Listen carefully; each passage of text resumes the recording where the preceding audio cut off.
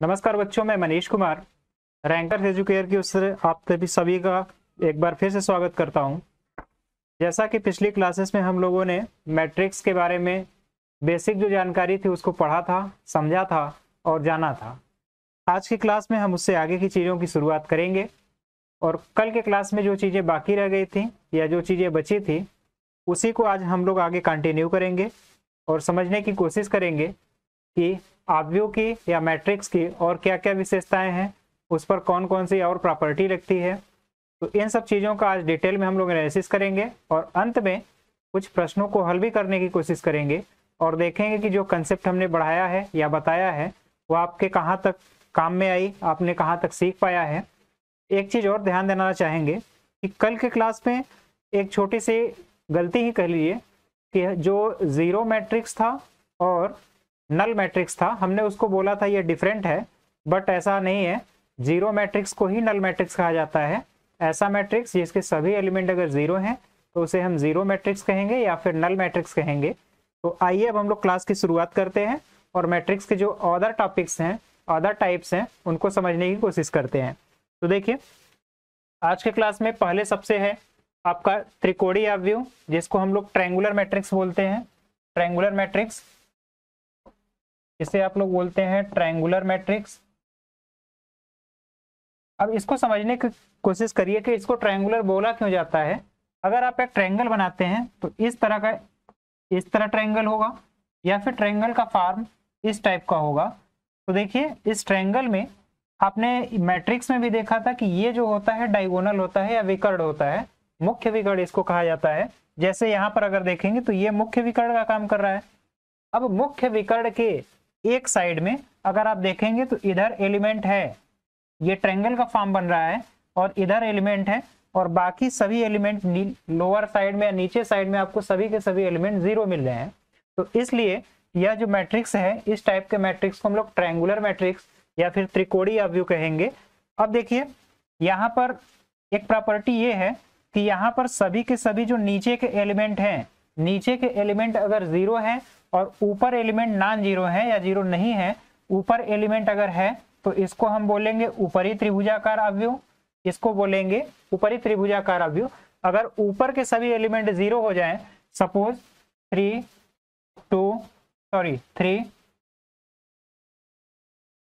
यहाँ पर इसको ऐसे 3 0 0 और यहाँ पर आपका 2 3 0 5 2 और यहाँ पर फिर 0। अब आप इस मैट्रिक्स को देखिए, तो इसमें अगर डायगोनल की बात किया जाए तो डायगोनल में आपका ये पार्ट आएगा। अब इस डायगोनल पार्ट को देखिए, डायगोनल पार्ट के नीचे वाले सभी के सभी एलिमेंट नॉन जीरो हैं और ऊपर के एलिमेंट जो हैं जीरो हैं। तो इस टाइप के मैट्रिक्स को हम बोलेंगे ऊपरी त्रिभुजाव्यूह या फिर अपर ट्रायंगुलर मैट्रिक्स इसको बोला जाता है। और अगर इस टाइप का मैट्रिक्स है जिसमें ऊपर के पार्ट नॉन जीरो है या जीरो नहीं है और नीचे के पार्ट सभी जीरो हैं, तो इसको बोलेंगे अपर ट्रायंगुलर मैट्रिक्स या ऊपरी त्रिभुजीय आव्यूह। आपको ये ध्यान देना है, अगर ऊपरी त्रिभुजीय आव्यूह है तो ऊपर जो है नॉन जीरो एलिमेंट होंगे। अगर लोअर या निम्न त्रिभुजीय आव्यूह है तो नीचे के सभी जो है नॉन जीरो मैट्रिक्स या नॉन जीरो एलिमेंट आपको इस तरह से मिलेंगे। तो यहाँ पर यह ध्यान रखना है। इसके बाद आइए देखते हैं अगला।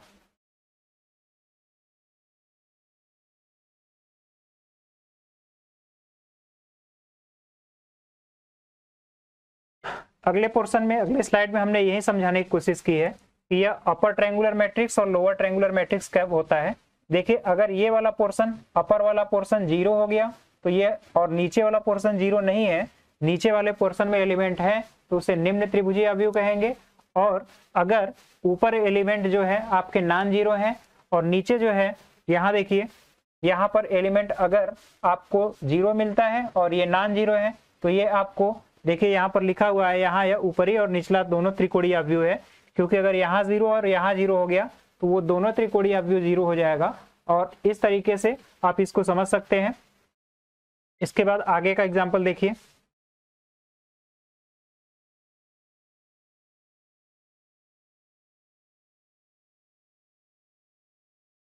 ये देखिए, एक एमसीक्यू टाइप क्वेश्चन है। तो इसमें पूछा गया है कि ए का जो मैट्रिक्स ए है आपका, इसमें पूछा गया है कि ए का निशान निशान ये एक्चुअल में यहाँ ये मिस प्रिंट है, इसको थोड़ा ध्यान रखिएगा। अदिश व्यू है, हाँ यहाँ पर देखिए इसमें आपसे पूछा गया कि निम्नलिखित में कौन सा त्रिभुजाकार अवयव है। तो त्रिभुजाकार अवयव देखिए यहाँ पर, अगर आप यहाँ ध्यान से तो देखिएगा त्रिभुज इस अवयव को, तो आपको देखने में मिलेगा, आप सीधे सीधे डायगोनल एलिमेंट को ऐसे क्रॉस करिए, ये डायगोनल हो गया। तो इस डायगोनल के होते ही आप अगर ऊपर गौर करेंगे तो ऊपर के सभी एलिमेंट आपको क्या मिल रहे हैं, 0 मिल रहे हैं, और नीचे जो है आपको नॉन जीरो एलिमेंट मिल रहे हैं। अगर ये प्रकार पूछा जाए तो ये नीचे जो है नॉन जीरो है, यानी कि ये निम्न त्रिभुजीय अवयव होगा, निम्न त्रिभुजीय अवयव यह होगा, क्योंकि नीचे के एलिमेंट नॉन जीरो है या जीरो नहीं है। अगर यहाँ पर आप डायगोनल पर ऐसे क्रॉस खींचते हैं और ऊपर देखिए नॉन जीरो एलिमेंट ऊपर है, तो ये ऊपरी त्रिभुजीय अवयव होगा, ऊपरी त्रिभुजीय अवयव, या फिर इसी अवयव को आप लोग अपर ट्रायंगुलर मैट्रिक्स भी बोलते हैं, अपर ट्रायंगुलर मैट्रिक्स। बस आपको ये ध्यान रखना है, अगर हमने अपर कह दिया तो आपके ऊपर वाले एलिमेंट जो है नॉन जीरो होंगे, अगर लोअर कहा तो लोअर में नॉन जीरो एलिमेंट होंगे। इसका याद रखने का ये तरीका है। फिर आगे देखिए यहाँ पर ऑप्शन 1 और 2 बोथ दोनों होंगे।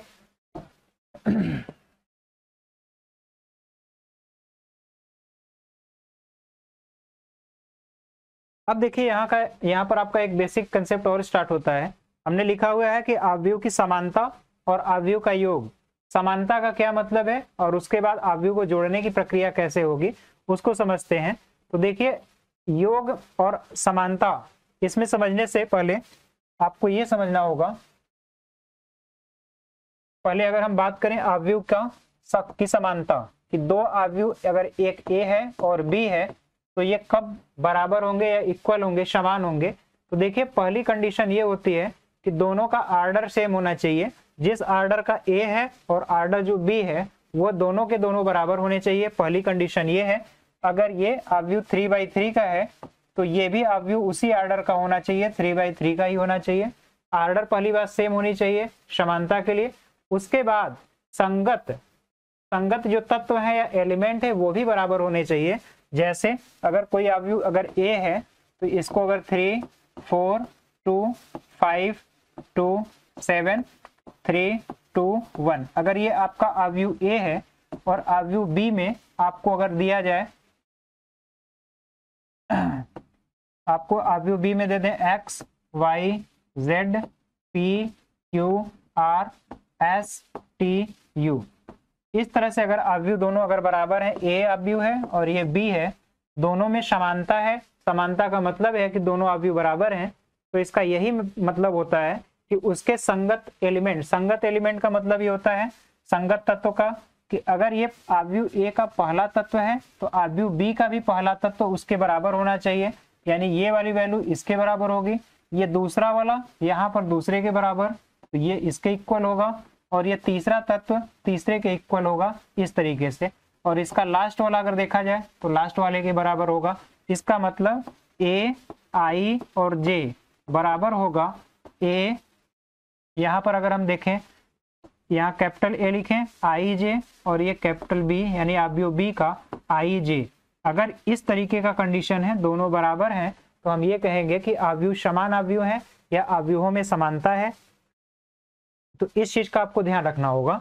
अगर एक क्वेश्चन इसी पर कराया जाए, यहीं पर आपको प्रैक्टिस के लिए देते हैं, तो अगर इसको हमने हटा लिया अगर इस तरीके से,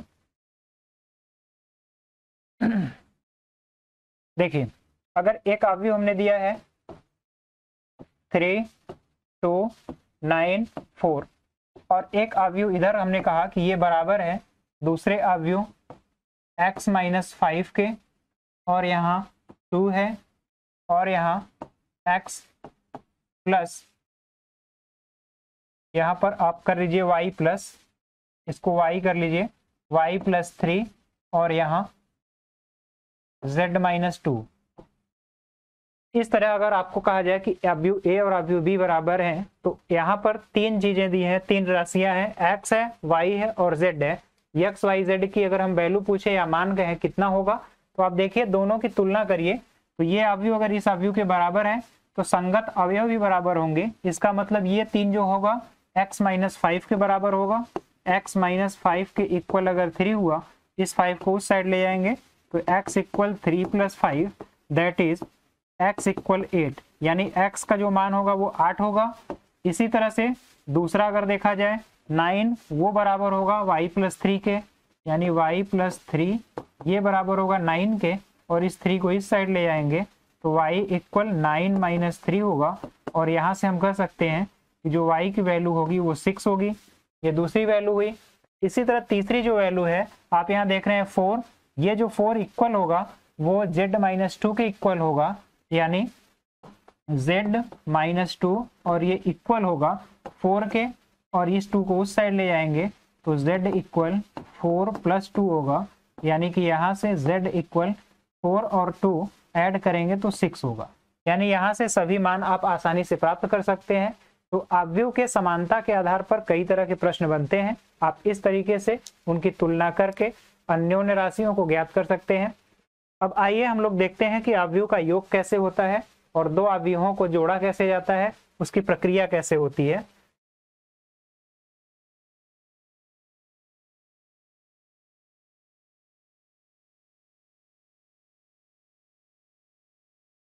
अब देखिए, हमने अभी भी बताया कि दो अवयव की समानता तभी होगी जब उनका क्रम बराबर होगा और उनके संगत तत्व क्या होंगे, आपस में बराबर होंगे। इसी तरह अगर दो अवयव को जोड़ना है तो दोनों अवयव समान क्रम के होने चाहिए, और उसके बाद समान क्रम के होने चाहिए, और उसके बाद इसकी आवश्यक शर्त ये है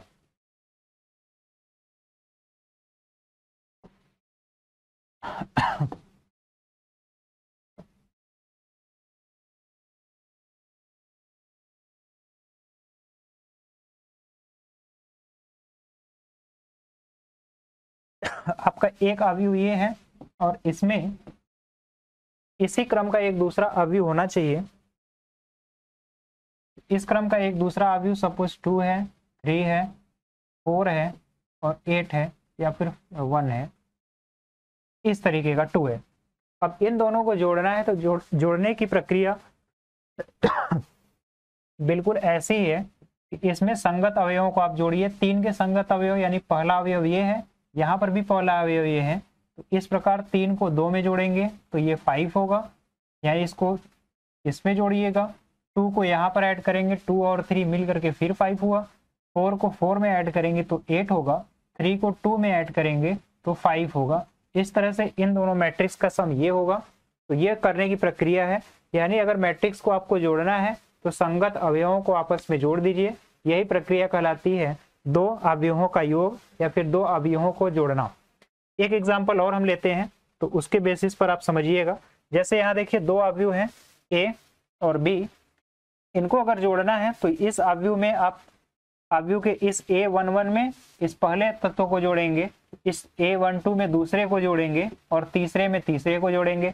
इसी तरह दूसरे में इसके दूसरे को, और यहाँ इसको इसके संगत अवयव से और यहाँ इसके संगत अवयव से, इनका सम करके तब आप लिखेंगे और वो प्राप्त होगा तो अवयव ए प्लस अवयव बी। एक अवयव को हम आपको जोड़ करके और दिखाते हैं, उसमें कुछ थोड़ा सा डिफर है उससे। आइए देखते हैं, यहीं पर आपको सॉल्व कराते हैं। देखिए, मान लीजिए एक अवयव ए है और वो कुछ इस तरीके से है, -7, 5, 2 और -4। ये अवयव ए है, और अवयव जो बी है वो आपका है -3, -2, 5 और -1। इन दोनों अवयवों को आप देखिए तो इन दोनों अवयवों का क्रम आपको बिल्कुल एक ही दिखाई देगा। यह भी जो है क्रम अगर इसका पूछा जाए तो 2 क्रॉस 2 का है, और यह भी अवयव 2 क्रॉस 2 का है। इन दोनों अवयवों को जोड़ना है तो लिखिएगा अवयव का ए प्लस बी, पहला अवयव प्लस दूसरा अवयव होगा। अब इसको जोड़ेंगे तो संगत अवयव से जोड़िए, तो -7 और -3 अगर आप ऐड करेंगे तो आपको पता होगा -7 को अगर -3 में ऐड किया जाए तो -10 होगा।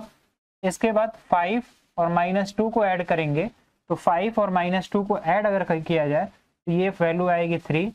अब यहाँ पर 2 और 5 को ऐड किया जाए तो 7 होगा, और -4 और -1 को अगर ऐड करेंगे तो -5, यानी कि ये आपकी फाइनल वैल्यू होगी, जिसे हम लोग कहेंगे कि ये matrix A plus matrix B है। इसे जोड़ करके इस तरीके से लिखा जाएगा। इसके करने की यही प्रक्रिया है। इसके बाद आइए आगे हम देखते हैं। उम्मीद है आपको यहाँ तक क्लियर चीजें हो गई होंगी। देखिए, दो अवयवों को जोड़ने के लिए कैसे इसको परिभाषित किया गया है और इसे किस तरीके से दर्शाते हैं, ये है दर्शाने की प्रक्रिया। और यहाँ पर दो अवयवों को देखिए जोड़ करके दिखाया गया है कि यहाँ 3 और 1 को हमने ऐड किया तो 4 दिख रहा होगा। इसके बाद 2 और -2 को ऐड किया 0 है, -1 और 7 को ऐड किया तो 6 है, और 4 और 3 को -3 और 2 को ऐड करने पर -1 एंड 1 एंड -1 को ऐड किया तो 0। इस तरह से आप मैट्रिक्स को जोड़ पाएंगे।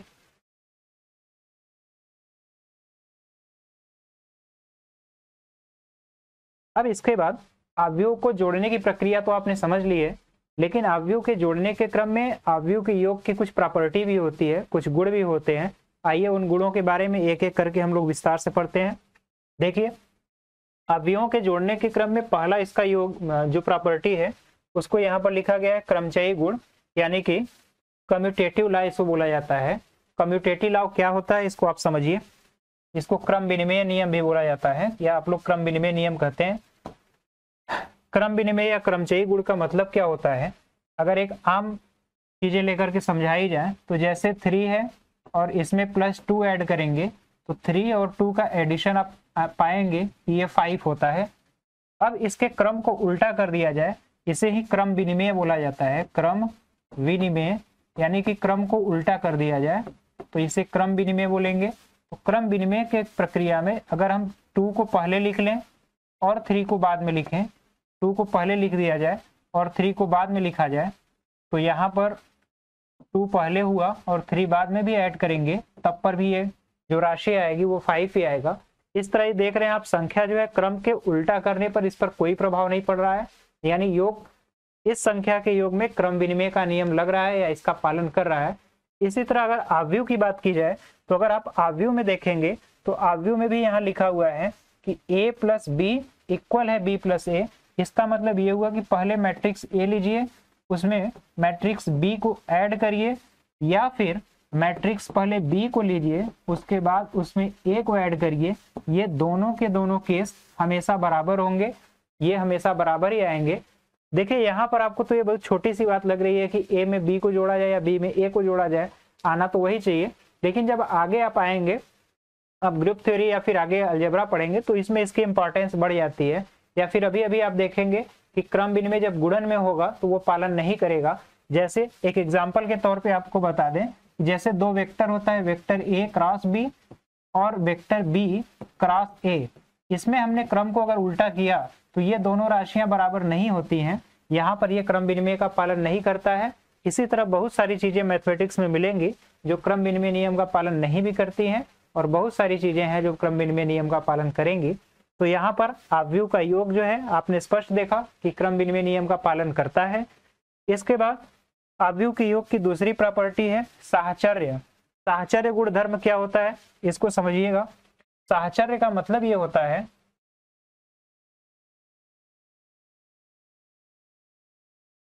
एक मिनट,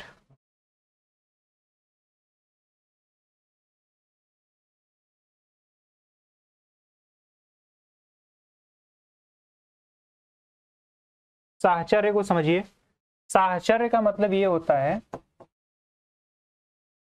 अगर साहचर्य गुण धर्म की बात की जाए तो इसका मतलब ये है, जैसे 3 है +2 है और +5 है। इसका मतलब ये हुआ कि अगर हम 3 में पहले 2 को ऐड करें फिर 5 को ऐड करें तो राशि जो मिलेगी वो आपको 10 मिलेगी।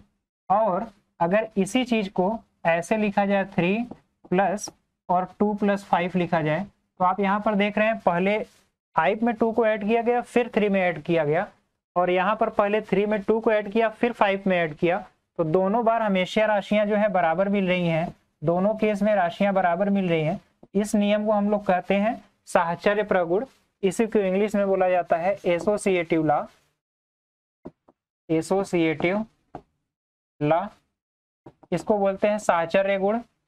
अब यह जो साहचर्य गुण है यह अवयव भी पालन करता है इसका, यानी अगर 3 अवयव इस प्रकार से हैं, एक अवयव ए है, बी है और सी है, अगर तीनों योग के लिए एलिजिबल है या योग किया जा सकता है, यानी ए और बी को आप पहले जोड़ेंगे, उसके बाद उसमें सी जोड़िए, या फिर ए को रहने दीजिए, पहले बी और सी को ऐड कर लीजिए, फिर ए को जोड़िए। ये दोनों की दोनों चीजें हमेशा बराबर होंगी, यानी ये जो आपका अवयव का योग है ये साहचर्य नियम को भी पालन करता है, इसका भी पालन करेगा। आप इसको ए बी और सी 3 अवयव लेकर के आप इसको वेरीफाई भी कर सकते हैं, खुद से भी हल कर सकते हैं, और इसको एक बार करने का प्रयास भी करिएगा आप लोग। फिर आते हैं हम लोग अगले स्लाइड पर अपने। नेक्स्ट, यहाँ पर तो अब यहाँ तक हमने आपको चीजें बता दी हैं। इसके बाद एक इंपॉर्टेंट फैक्ट है, योज्य तत्समक क्या होता है। योज्य का मतलब आप समझ लीजिए कि योग होता है, यहाँ पर जो हमने लिखा हुआ है योज्य, इसका मतलब ही होता है योग। योज्य इसका मतलब होता है योग, योग का मतलब एडिशन। और तत्समक, यहाँ पर एक बड़ा अच्छा वर्ड आया हुआ है कि तत्समक क्या होता है, जिसे आइडेंटिटी बोलते हैं, आइडेंटिटी बोला जाता है, आइडेंटिटी या फिर तत्समक।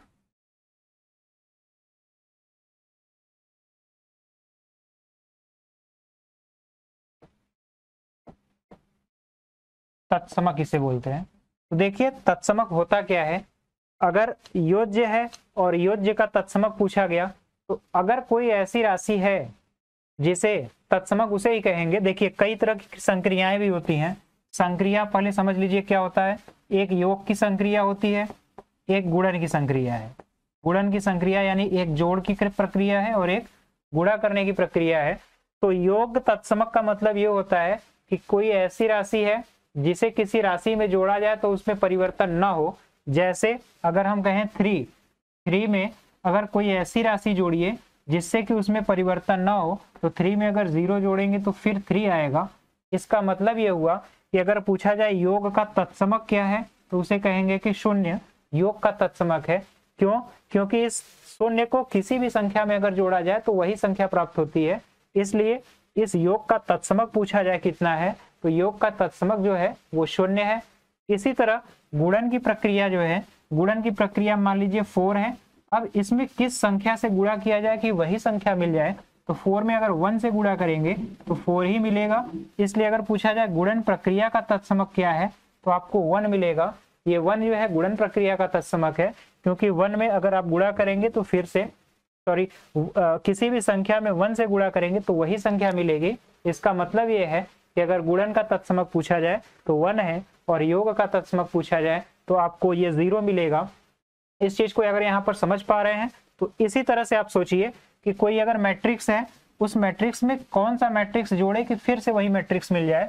तो यहाँ समझ लीजिए, देखिए अगर एक मैट्रिक्स ए है, इस मैट्रिक्स में हमने यहाँ 0 मैट्रिक्स अगर ऐड किया, कोई भी मैट्रिक्स है उसमें 0 मैट्रिक्स अगर ऐड करेंगे तो आप ध्यान देखेंगे कि वही मैट्रिक्स फिर से हमें मिलेगा। जैसे अगर एक मैट्रिक्स यहाँ पर हम लेते हैं 3 2 1 5, अगर इसमें कोई और मैट्रिक्स जो 0 0 मैट्रिक्स है, 0 0 0 0, अगर इसको ऐड करेंगे तो फिर से वही का वही मैट्रिक्स हमें इधर मिलेगा, 3 2 और 1 और 5। इस तरह से आप देखिए कि किसी भी मैट्रिक्स का अगर योज्य मैट्रिक्स पूछा जाए या तत्समक योज्य पूछा जाए तो आपको हमेशा 0 मैट्रिक्स मिलेगा। इसलिए यहाँ 0 को हम लोग योगात्मक अवयव या फिर योज्य प्रतिलोम भी कहते हैं। इसके बाद आप गुणन का भी देख लीजिए यहाँ पर, तो यहाँ से हम हटा देते हैं। आपको अगर यहाँ से कुछ नोट करना है तो क्या नोट पहले कर लीजिएगा कि हमने बताया कि योज्य तत्समक क्या होता है, और इसके बाद योज्य प्रतिलोम क्या होता है उसको भी अब हम लोग समझेंगे। पहले हमने दोनों चीजें बता दी आपको योज्य तत्समक क्या होता है, गुणन तत्समक क्या होता है। अब इसको यहां से थोड़ा सा अच्छे से समझ लीजिए।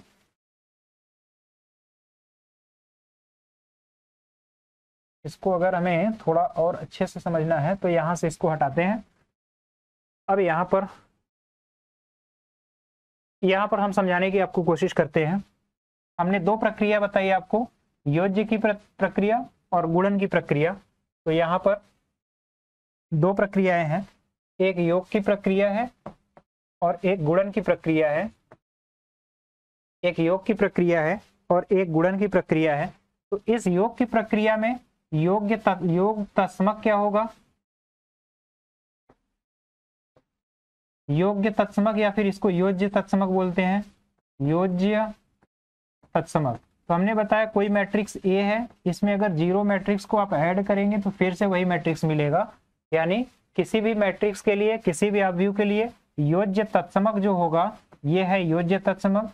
योज्य तत्समक हमेशा हमेशा हमेशा जीरो मैट्रिक्स होगा, जीरो मैट्रिक्स या फिर जीरो अवयव होगा या शून्य अवयव होगा।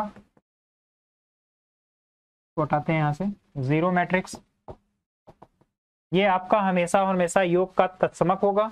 इसी तरह गुणन का तत्समक अगर देखा जाए तो अगर कोई मैट्रिक्स ए है और इसमें अगर इकाई अवयव का गुणा करेंगे, इकाई अवयव आपको अच्छी तरह से पता है। अभी जैसे इकाई अवयव को आप इस तरीके से दिखाते हैं 1 0 0 और 1, ये आपका इकाई अवयव है।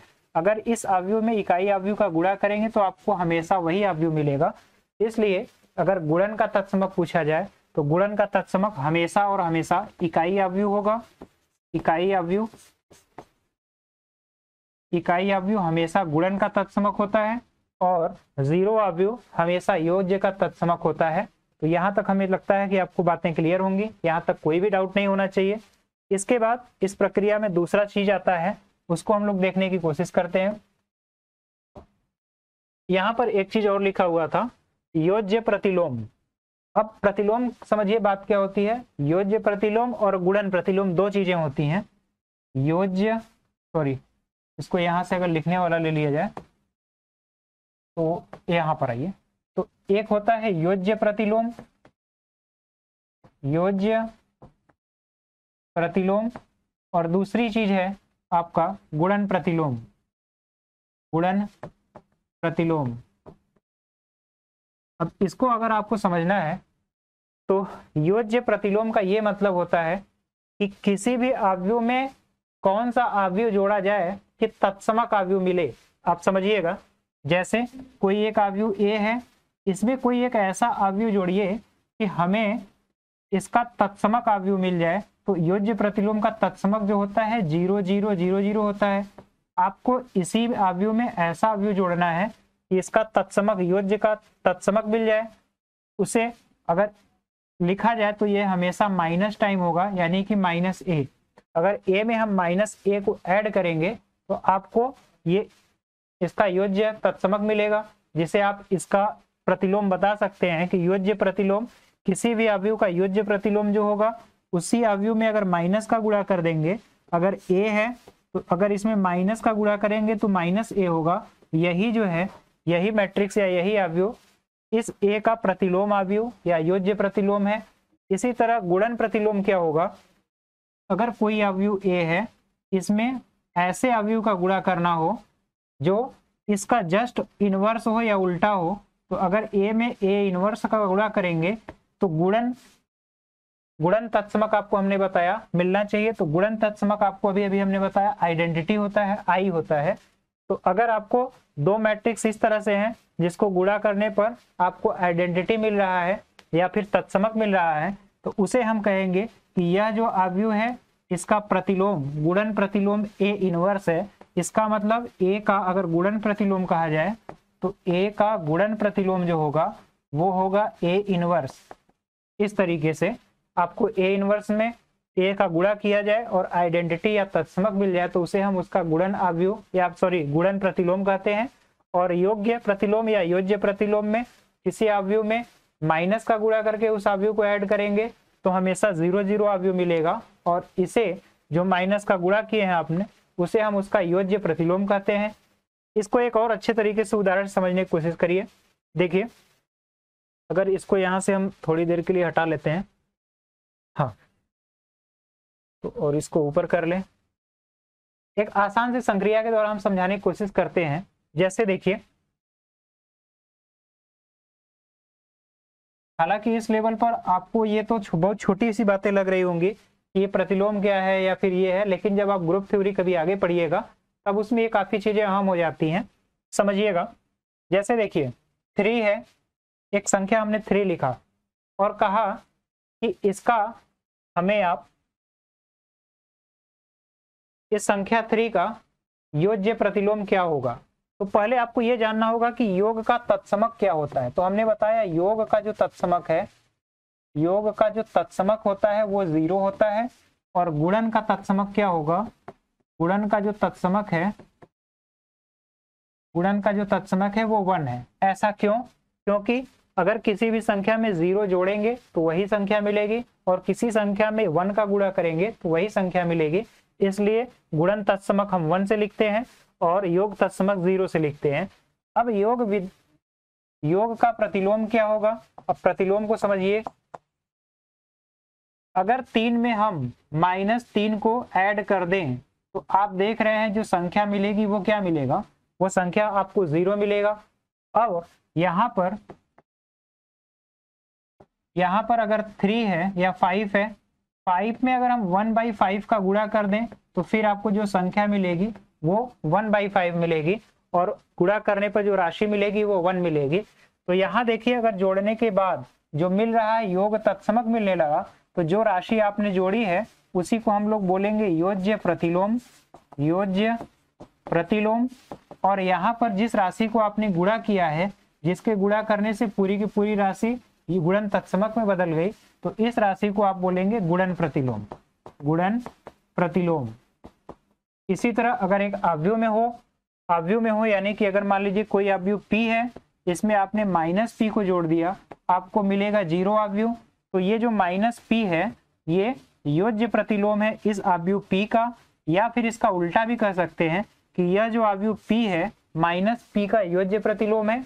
इसी तरीके से अगर A है कोई आव्यूह और इसमें हम एक आव्यूह गुणा करते हैं A इनवर्स, और आपको मिलता है यही आइडेंटिटी यानी इकाई आव्यूह मिलता है, तो हम कहेंगे कि इस आव्यूह A का A जो इनवर्स है ये प्रतिलोम है, गुणन प्रतिलोम है, या फिर A इनवर्स का जो A है वह गुणन प्रतिलोम है, जिसके गुणा करने से जो पूरी की पूरी राशि है वो तत्समक या आइडेंटिटी में बदल जा रही है, इसलिए उसको हम गुणन प्रतिलोम कहेंगे।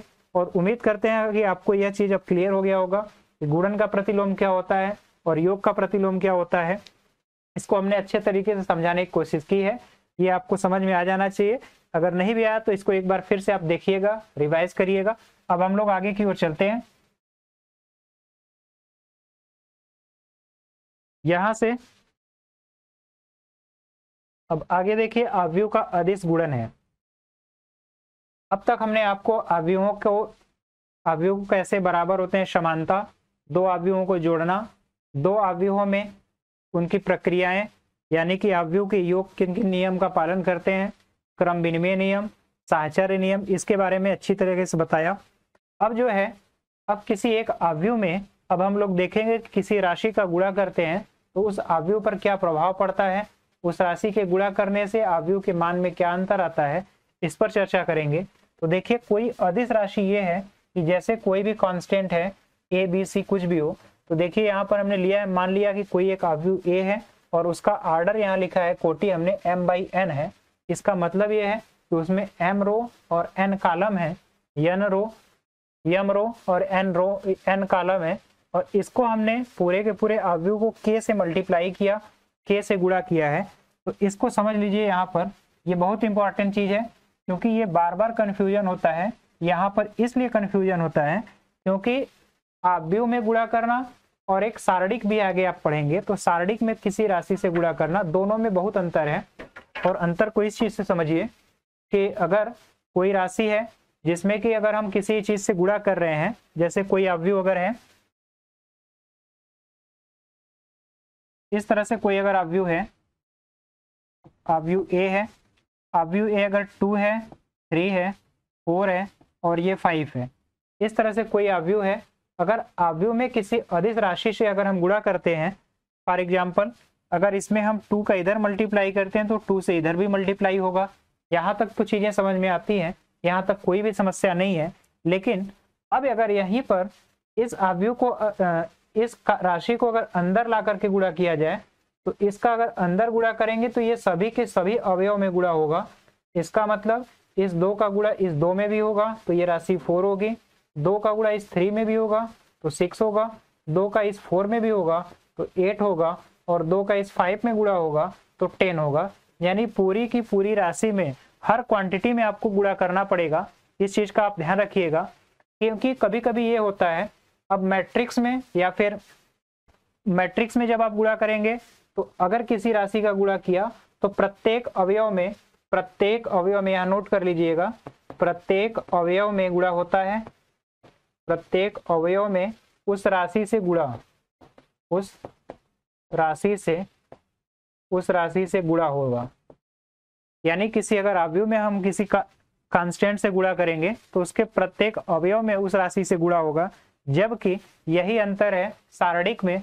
अगर कोई सारणिक है, जैसे मानिए ए है, ए बराबर अगर हम सारणिक लिखते हैं 1 2 3 4, और अगर इस सारणिक में यहाँ हम 2 से गुणा करें और इधर भी 2 से गुणा करें और इसको अगर अंदर ले जाते हैं तो यहाँ पर बेसिक अंतर ये आता है कि इसका केवल एक रो में या फिर केवल एक कॉलम में ही गुणा होगा। तो समझिए इसको अगर 2 का गुणा हुआ तो 2 हुआ और यहाँ पर 4 होगा, बाकी दोनों को हम वैसे ही लिखेंगे, आपको ये चीज मिलेगी। जबकि अवयव में गुणा करने पर आपको इस तरह की राशि मिलेगी। तो ये बेसिक अंतर होता है किसी कांस्टेंट से एक अवयव में गुणा करना और किसी कांस्टेंट से एक डिटर्मिनेंट या फिर सारणिक में गुणा करना। तो इस अंतर को आप हमेशा याद रखिएगा कि अगर अवयव में गुणा हो रहा है तो प्रत्येक अवयव में गुणा होगा, और सारणिक में गुणा हो रहा है तो किसी एक ही रो या फिर किसी एक ही कॉलम में गुणा होगा। तो यहाँ तक आप चीजों को नोट कर लीजिए, फिर इसके बाद हम लोग आगे की चीजें देखते हैं।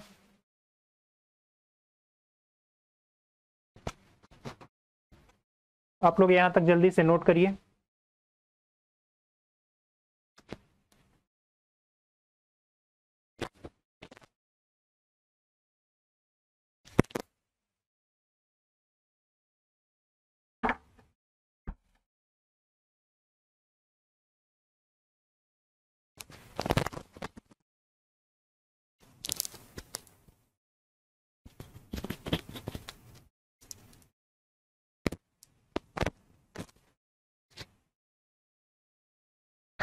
तो आपने यहां तक नोट कर लिया होगा। अब हम चीजें आगे की देखते हैं।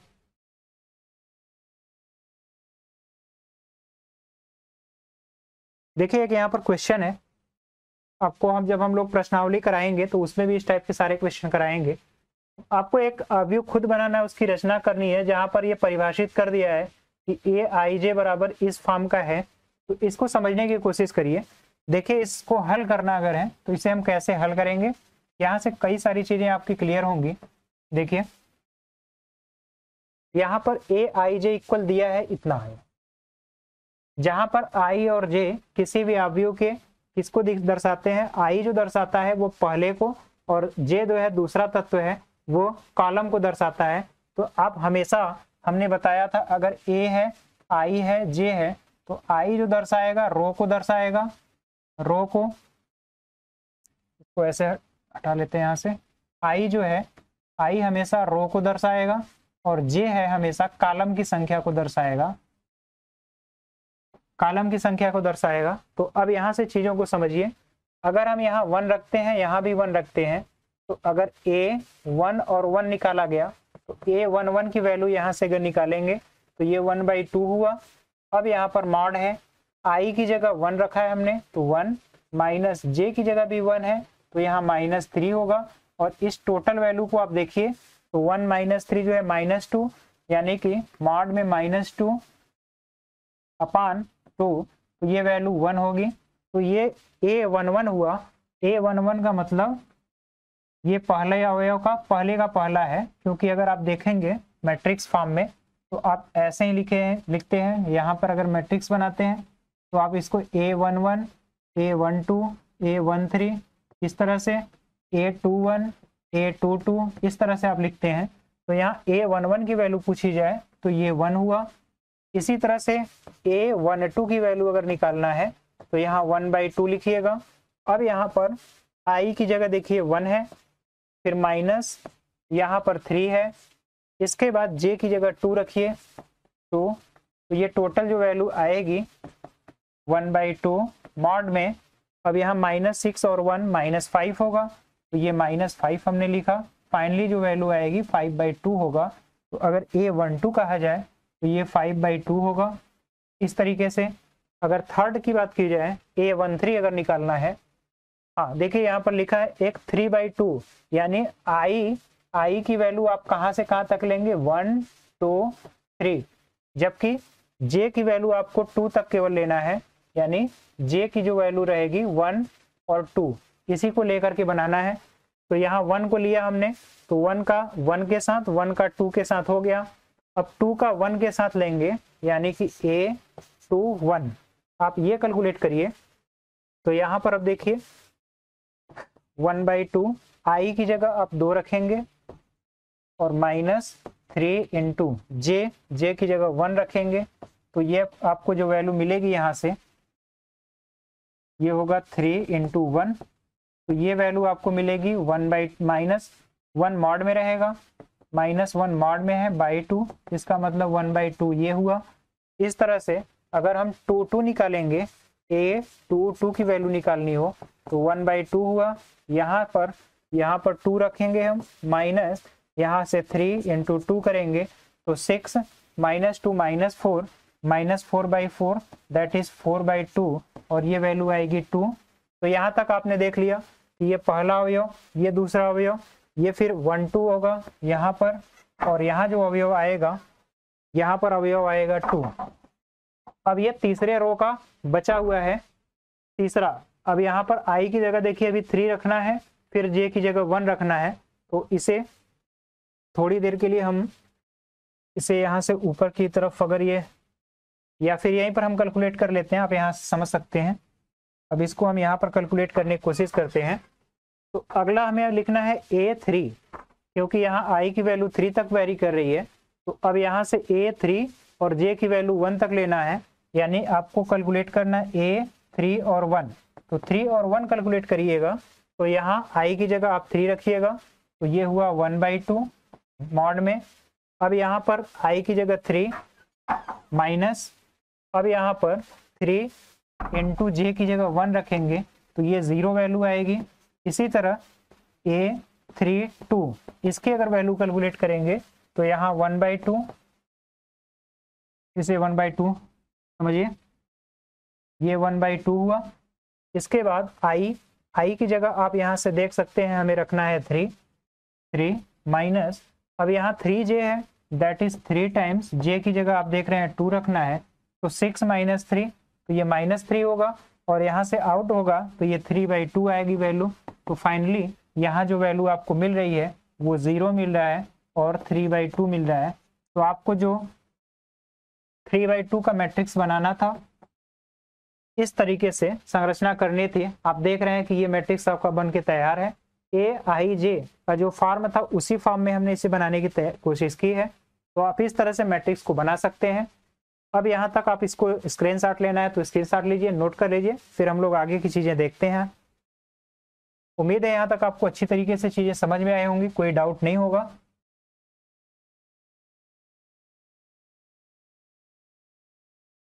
यहाँ पर देखिए ए का योगात्मक प्रतिलोम पूछा गया है, तो ए है, ए का योगात्मक प्रतिलोम हमने बताया था। किसी भी अवयव का अगर योगात्मक प्रतिलोम लेना है तो उसमें हम माइनस का गुणा करते हैं। तो इसमें देखिए माइनस का गुणा करेंगे तो -4 -3 और ये 2, तो यहाँ -4 -3 2 -1 5 और 6, यानी इसका एकात्मक प्रतिलोम यही राशि होगी।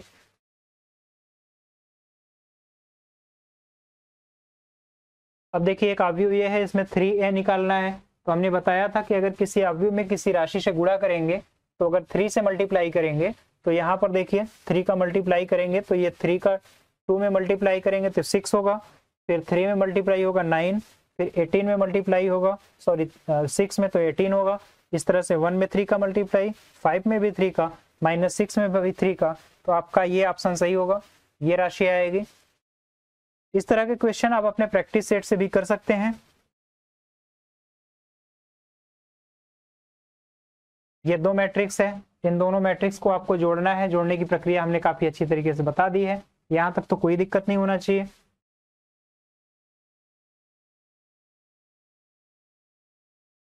इसे आपको एकल फॉर्म में लिखना है, यानी आपको दोनों को एक ही में जोड़ना ही है।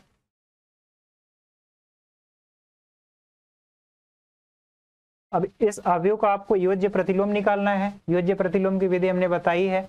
योज्य प्रतिलोम वही है कि इसमें किसका हम योग कर दें कि वो जो है जीरो में बदल जाए, या फिर जीरो संख्या है, जीरो राशि है, जीरो अवयव मिलने लगे हमें, तो अवयव का योज्य प्रतिलोम लिखना है। तो इसमें बताया हमने कि माइनस का गुणा कर लीजिए, तो माइनस आई 0 -1 0 आई 2, इस तरीके से आपको मिलेगा।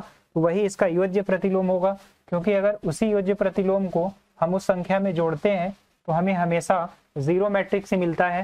तो अगर इसका योज्य प्रतिलोम, अगर ये अवयव a है तो माइनस a अगर लिखा जाए, तो माइनस a की राशि अगर लिखेंगे तो माइनस आई 0 -1 0 माइनस माइनस प्लस हो जाएगा, ये आई 2 होगा और 1 होगा, -1 होगा, -5। अगर अब इस राशि को इसमें आप जोड़िएगा तो देखिए ये भी 0 हुआ, 0 हुआ, 0 हुआ, 0 होगा, यहाँ भी 0 आएगा, ये भी 0 होगा, माइनस का गुणा रहेगा यहाँ पर भी आप जोड़िए 0 होगा, ये भी 0, और ये फाइनली आपका 0 मैट्रिक्स मिलेगा। तो इसका अगर योज्य प्रतिलोम पूछा जाए तो ये सब अवयव जो है इस अवयव दिए गए अवयव का योज्य प्रतिलोम है। आप यहाँ तक जोड़ लीजिएगा। इसके बाद हम लोग आगे की स्लाइड देखते हैं। यहाँ पर इस अवयव में आपको -5 से मल्टीप्लाई करना है।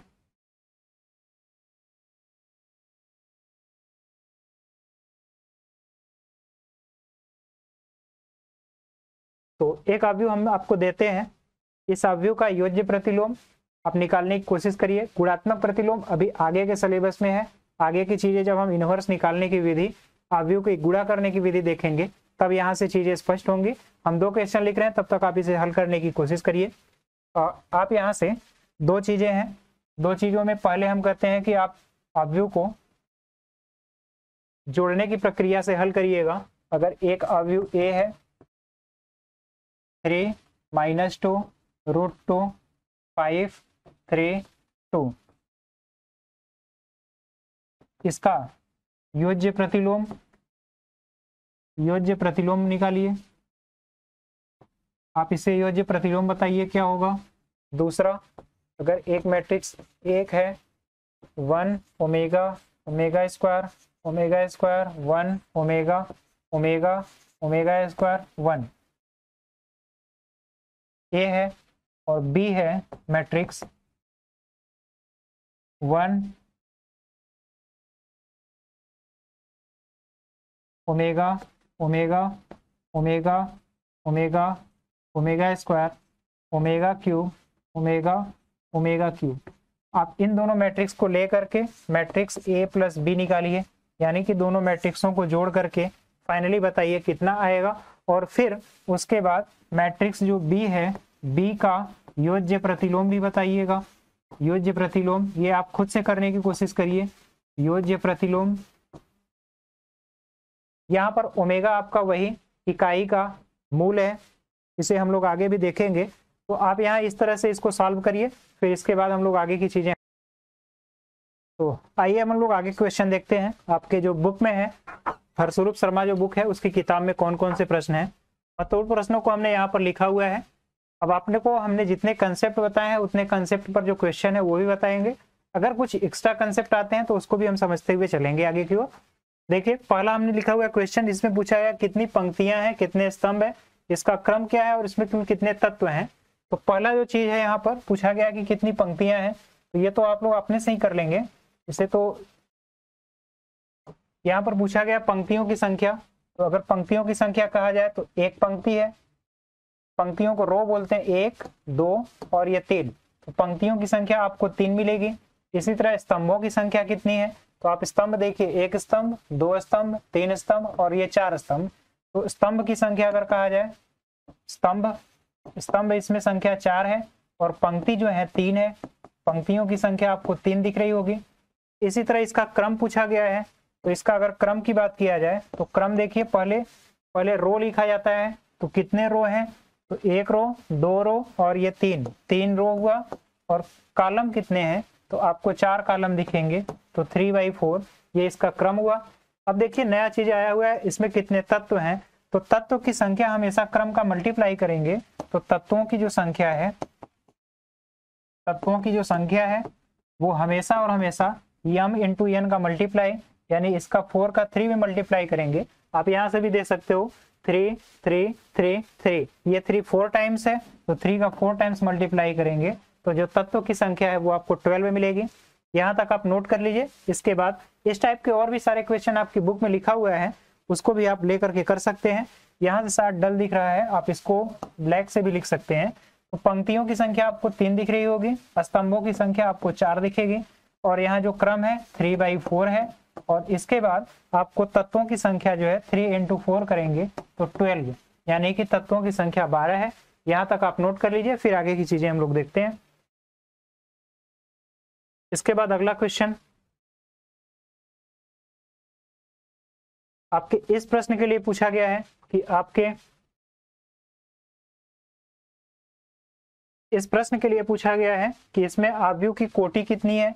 तो कोटि आप बताइए। को हम बैकग्राउंड ब्लैक कर लेते हैं।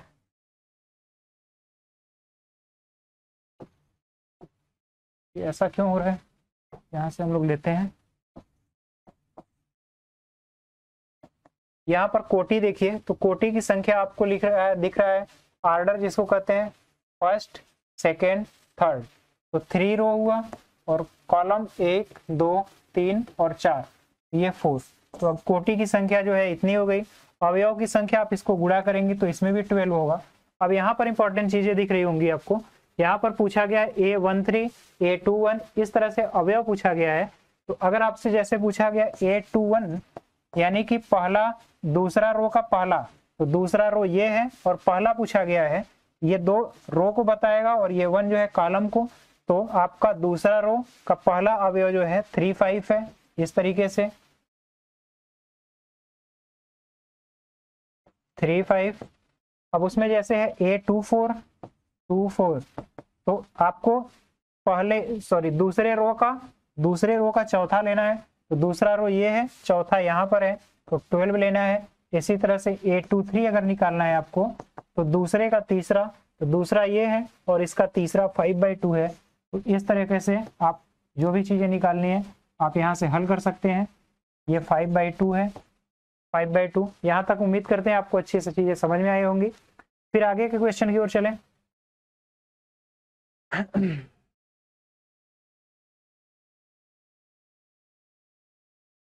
अब यहाँ पर आपको अवयव की रचना करनी है, जैसा हमने पिछले एक एग्जाम्पल अभी भी कराया था, AIJ करके था। तो I और J की वैल्यू आप यहाँ पर दिए गए क्रम के अनुसार रखेंगे और उसी के हिसाब से एक अवयव की रचना हम कर देते हैं यहाँ पर फिर से। उसके बाद आप लोग बाकी की चीजें आप खुद से करने का प्रयास करिएगा। जैसे यहाँ पर AIJ इक्वल आपको दिया है इस तरह का, अगर इस तरह का दिया हुआ है तो आपको अगर इसे बनाना है 2/2 का बनाना है, यानी अगर A11 कहा जाए तो यहाँ पर भी 1 रखेंगे, यहाँ पर भी 1 रखेंगे। 2 का स्क्वायर करेंगे 4/2 होगा और ये 2 आएगा। इसी तरह A12 करेंगे तो यहाँ पर शायद ये चीजें आपको क्लियर ना दिख रही हो, इसको हम लोग ब्लैक कर लेते हैं, हटा देते हैं। अगर अभी यहाँ पर A11 करेंगे तो 1 + 1 2 का स्क्वायर 4/2 दैट इज 2 होगा। इसी तरह A12, तो I की जगह 1 और इसकी जगह 2 रखेंगे तो 3 का स्क्वायर होगा तो 9/2 यानी 9/2 होगा ये वैल्यू। इसी तरह A21, तो 2 यहाँ पर रखेंगे, यहाँ 1, ये फिर स्क्वायर होगा तो 9/2 ही होगा। और इसके बाद A22 की अगर वैल्यू की जाए तो 2 और 2 4 का स्क्वायर 16/2 करेंगे तो ये वैल्यू 8 होगी। और फाइनली अगर मैट्रिक्स बनाया जाए तो मैट्रिक्स अगर यहाँ पर लिखेंगे तो पहला जो है 2 है, दूसरा आपको मिल रहा है 9/2, तीसरा आपको मिल रहा है 9/2 और चौथा जो मिल रहा है आपको 8 मिल रहा है। तो इस तरह से इस अवयव की रचना हुई। अब जो बाकी चीजें हैं इसमें आप अपने से खुद से करने का प्रयास करिए। ये काफी आसान प्रश्न है, इसको आप लोग, हमें पूरी उम्मीद है कि अपने से कर लेंगे। इसके बाद आगे आइए देखते हैं। हाँ देखिए, अब यहाँ पर हमने बताया दो अवयव आपको बराबर दिए हुए हैं। अब अवयवों की समानता करके यहाँ से कैसे जो चर राशि है उनका मान निकालना है। जैसे देखिए यहाँ पर हमने बताया अगर दो अवयव बराबर हैं तो इनके संगत यानी कि 4 जो है वो y के बराबर होगा, 3 जो है z के बराबर होगा, इसी तरह से x जो है 1 के बराबर होगा और 5 तो 5 के बराबर है ही। तो दो अवयव अगर बराबर है तो उनके संगत अवयव की तुलना आप करिए, वहां से आपको चीजें मिल जाएंगी। यहाँ पर आपको हल करना है तो देखिए इसका संगत अवयव यहाँ पर है, इसका मतलब x प्लस वाई बराबर आपको मिलेगा 6 और यहाँ से ये इसके इक्वल है, तो यानी कि 5 प्लस जेड बराबर 5 है, 5 प्लस जेड बराबर अगर 5 है तो जेड की वैल्यू आपको 0 दिख रही होगी। यहाँ से आपको दिख रहा है कि जेड की वैल्यू 0 हो गई। इसके बाद एक्स वाई की वैल्यू देखिए, यहाँ से संगत अवयव यहाँ है तो एक्स वाई जो है वो 8 के बराबर है। अब यहाँ इन दोनों समीकरणों को देखिए, दो राशियों को जोड़ना है और आंसर 6 आएगा और गुणा करना है तो 8 आएगा। तो शर्तिया एक वैल्यू जो है 6, दो जोड़ना है तो 6 आना चाहिए और गुणा करना है तो 8 आना चाहिए। तो ये 4 और 2 होगा, यानी कि अगर x की जगह हम 4 लिख लें और y की जगह लिखें 2 तो 4 और 2 6 होगा और 4 और 2 का गुणा करेंगे तो 8 होगा। तो इस तरह से आप इसको प्राप्त कर सकते हैं। इसी तरीके से आप इन दोनों को भी अपना हल कर लीजिएगा, हमें उम्मीद है कि आप इसको हल कर लेंगे। यहाँ पर 3 समीकरण बनेंगे। यहाँ पहला समीकरण जो बनेगा उसको हम यहाँ लिख देते हैं -x plus Y plus Z equal 1, ये पहला समीकरण। x minus Y plus Z equal 2, ये दूसरा समीकरण। x plus Y minus Z equal 3, ये तीसरा समीकरण है। आप यहाँ से देखिए इन दोनों समीकरणों को अगर आप जोड़ते हैं तो आपको x का मान मिल जाएगा। यहाँ से देखिए इन दोनों समीकरणों को अगर जोड़ा जाए तो x और x 2x होगा, जबकि ये y और z आपस में कैंसिल होंगे और इधर 5 होगा। तो यहाँ से x की जो वैल्यू आएगी 5/2 होगा। तो इस तरह आप x का मान निकाल सकते हैं। फिर इसी तरह से यहाँ से इसको घटाएंगे तो y और z, तो यहाँ से z का मान निकलेगा। अगर पहले और दूसरे समीकरण को जोड़ दें तो पहले और दूसरे समीकरण को यहाँ पर आप जोड़ेंगे, इसको हमने हटा लेना चाहिए, इसे आप नोट कर लीजिएगा यहाँ तक। इसके बाद पहले और दूसरे समीकरण को जोड़ेंगे तो आपको x भी कैंसिल होगा, y भी कैंसिल होगा, तो 2z बराबर केवल और केवल आपको 3 मिलेगा। तो z की वैल्यू 3/2 हुआ। तो आपको हमने z और x दोनों की वैल्यू निकाल दी है। ये वैल्यू आप किसी भी समीकरण में रख करके आप y की वैल्यू रख सकते हैं और यहाँ से फिर आप तुलना भी कर सकते हैं। तो यहाँ इस तरीके से आप इस सब प्रश्नों को हल करिएगा और जो बाकी क्वेश्चन है वो भी आप अपने से हल करने का प्रयास करिए। फिर आगे हम लोग चलते हैं।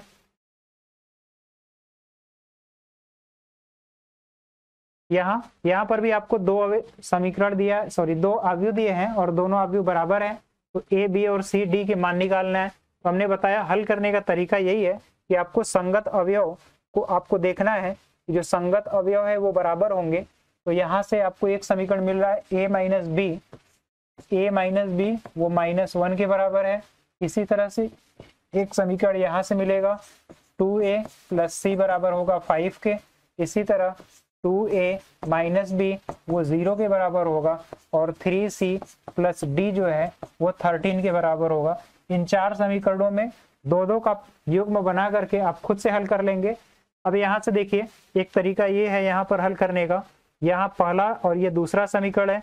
तो अगर इसे पहला, इसे दूसरा, ये आपको तीसरा और ये चौथा समीकरण है इस तरीके से। तो अगर तीसरे समीकरण में से पहला समीकरण घटाएंगे तो 2a, इस समीकरण में से अगर इसको घटाएंगे, यहाँ लिखा है 2a माइनस बी बराबर 0 और यहाँ पर लिखा है a माइनस बी बराबर आपका -1। अब अगर घटाएंगे तो यहाँ 2a में से a केवल बचा, ये 0 हो जाएगा और ये 1 हुआ। a की वैल्यू आपको 1 प्राप्त हो गई। अगर a की वैल्यू 1 है तो यहाँ से आप 1 माइनस बी बराबर -1। अब इसको इस साइड लाएंगे तो यहाँ से b की जो वैल्यू मिलेगी आपको 2 मिलेगी। तो a और b की वैल्यू हमने निकाल दिया। a और b की वैल्यू आप इसमें रख करके c की वैल्यू निकाल सकते हैं। यहाँ से c का जो मान होगा इसको उस साइड ले जाएंगे तो c बराबर 5 माइनस 2 इंटू a की जगह 1 है तो c की वैल्यू 3 होगी। अब बाकी एक बचा हुआ राशि है वो आप अपने से करिएगा, डी की वैल्यू निकालिए इस तरह से, क्योंकि आप जितना ज़्यादा हल करने का प्रयास करेंगे उतना ही ज़्यादा आपकी चीज़ें, आपके कंसेप्ट मजबूत होंगे, आप उसको करने में सहूलियत भी होगा। तो यहाँ तक अगर जिसने नहीं किया है आप नोट करिए, फिर हम लोग आगे की चीज़ें देखते हैं।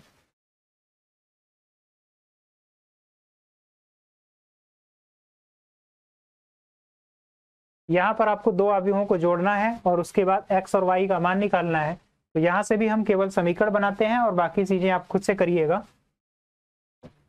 तो यहाँ से अगर इस प्रश्न को हल करना है आपको, तो हल करने के लिए देखिए दोनों अवयव को अगर हम जोड़ेंगे तो ये अवयव 3 + x होगा, 3 + x, और ये 5 और -4 मिल करके 1 बनाएंगे, और यहाँ से 7 और 1 8 होगा, और यहाँ से y - 3 और +2 को जोड़ेंगे तो y - 1 होगा, और ये बराबर होगा 7 6 15 और 14। अब यहाँ से अवयवों की तुलना करके आप समीकरण को हल करके आसानी से मान निकाल सकते हैं।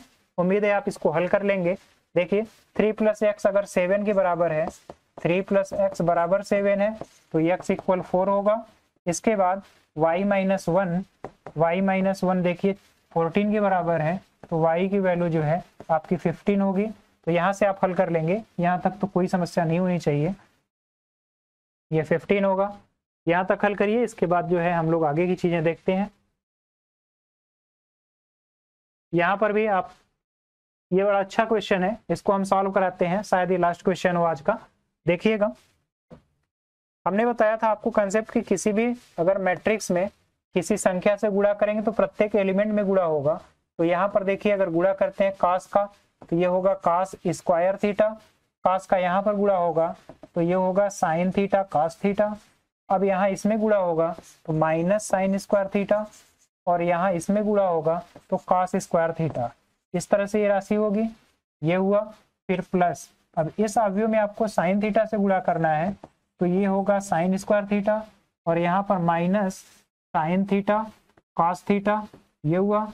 इसमें गुणा करेंगे तो ये भी होगा sin थीटा cos थीटा, और यहाँ पर sin स्क्वायर थीटा होगा।